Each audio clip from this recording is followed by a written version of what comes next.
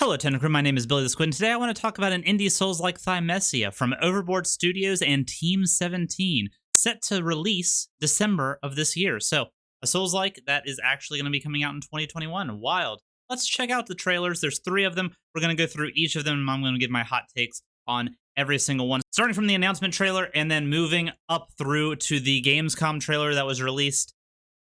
Let's get the show on the road. So this is the announcement trailer. This is the only one that I've seen. The rest will be fresh, new, exciting takes. But basically what I've gathered is you're Corvus, the bloody crow of Cainhurst from Bloodborne, and you are here to purge the sick of life. Very Bloodborne-esque environments, at least like Bloodborne's DLC. Like, it reminds me of that Blood River.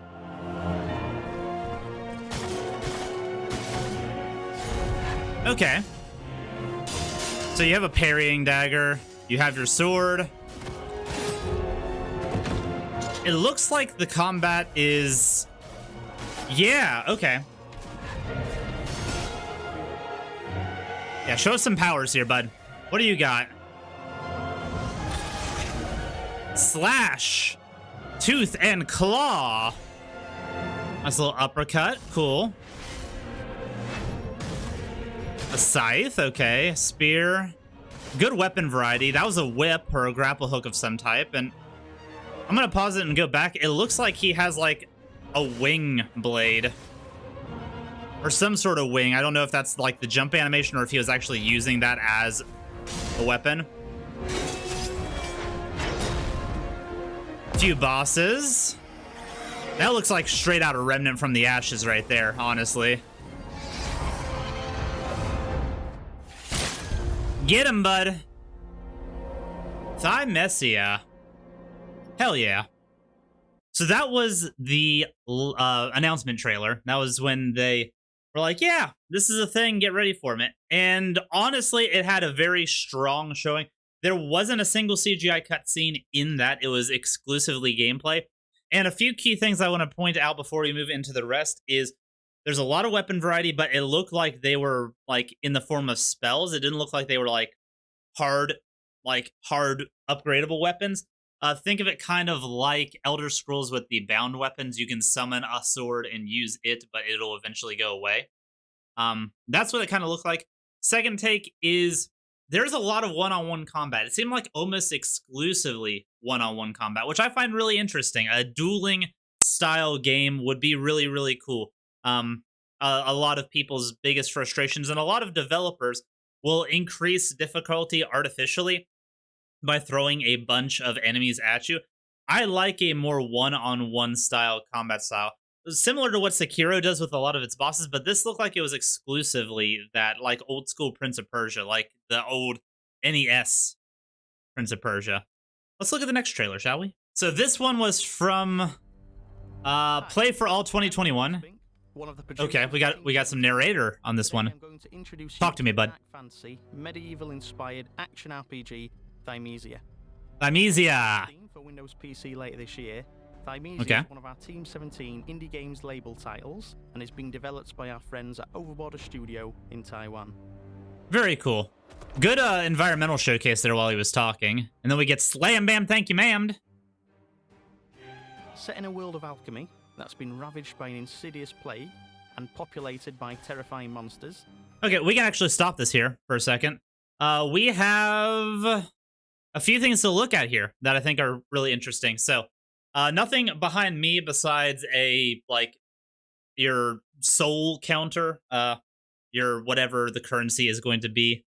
But we have some things of note. Mainly, we got what looks like a potion. This might be your healing. You have 5 of those. Knives, it looks like some sort of ranged weapon. 5 of those. I don't know if these can be swapped around or if that's even what they are. But there's 2 consumable slots here. I don't know how they refill or where you get them or if you can change them out, but pretty neat. And then you have 2 weapons. It looks like a halberd style weapon and a scythe style weapon. So I might have been wrong. Those might have actually been hard weapons. Let's see how he fights and see if Corvus actually uses these weapons.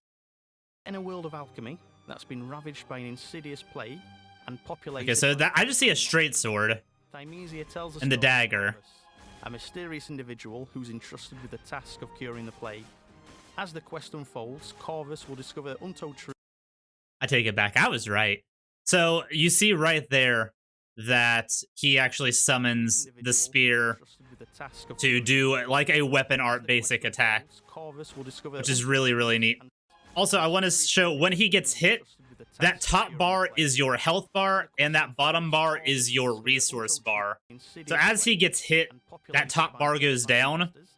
Right there, boom. And then boom again. And then as he uses the spear, the bottom bar goes down by 80. So, pretty good. Pretty good. That ultimately lead to a decision on how to handle the plague. A lot of parries going on. Of the ever-spreading malevolence, or let the kingdom fall to its own hubris. The destiny of humanity is up to him. Still seeing a lot of 1v1 combat, which I think is a good thing. Thymesia is not for the faint of heart. The monsters plaguing the kingdom are extremely deadly and skilled in combat, and many have fallen to them. But luckily, Corvus isn't a newcomer to battle. As the quest develops, this half-human, half-raven would-be savior must use... There's an interesting mechanic somewhere in here that I'm trying to figure out how it works. So as he parries, the health bars of the enemies go kind of gray. I don't know if they're taking chip damage from him, but then when he attacks, the yellow bar is actually like health going away. So I don't know if this is some sort of stagger system, but it's interesting, and I'm curious on how it works more specifically. Inspired by the macabre medieval act of bloodletting practiced by plague doctors, whenever Corvus deals damage to any enemy, they let out some... It is a stagger system. Okay. Time and absorb the energy. Nice. Can also reave the plague from the enemy and use it across a range of plague-powered weapons, such as a two-handed halberd pike that unleashes high levels of damage. I like it. A scythe that delivers area effect damage to enemies. Give them a taste of their own medicine. This is the only way to survive this desolate kingdom. Okay, that's pretty neat. So whenever it is a parry-based system where once you get people down, you can actually extract the plague from them instead of just killing them outright. I'm assuming that's going to refill your mana bars and stuff like that. Really, really cool. Such as a two-handed halberd pike. Corvus's combat ability can be further enhanced and upgraded through Thymesia's talent tree system. Whether that's... Here we lose the scythe for a greatsword, by the way, so there's going to be quite a few different plague weapons that you can get throughout the game. I'm curious on how many, but that's pretty neat.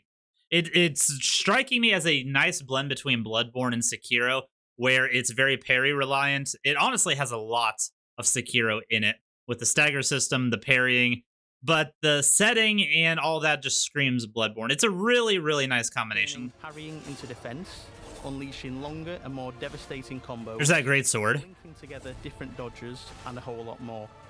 And a bow, okay. Combined with the plague weapons allows players to develop it to suit their own style of play, or even adapt it as challenges evolve. The 1v1 combat's super solid. Super solid. Thanks for watching. That was one thing with Sekiro that I think they could get away with, was the fact that Sekiro was strictly it was stealth along with it, so you could pick off the groups and then get into your 1v1s.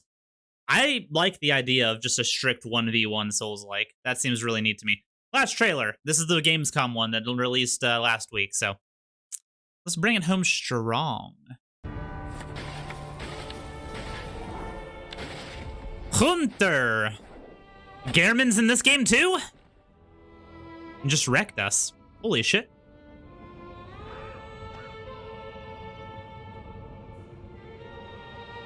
Again, another little environmental showcase. Their lighting environments are very nice, if not slightly generic, but given the theme, it's aesthetically pleasing, even if it is generic.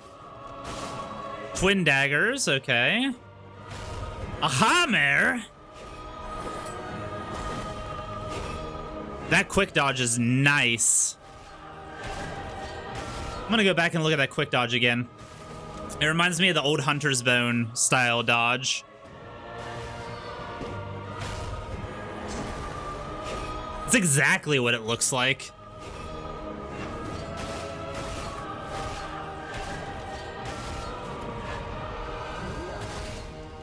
Okay, another type of counter system there with spears and lunges. Sekiro-esque. All right, buds. So, yeah. I'm going to just play through this one more time and give my final thoughts. This game has Sekiro written all over it in a Bloodborne setting. It also is really honing in on that 1v1 combat experience.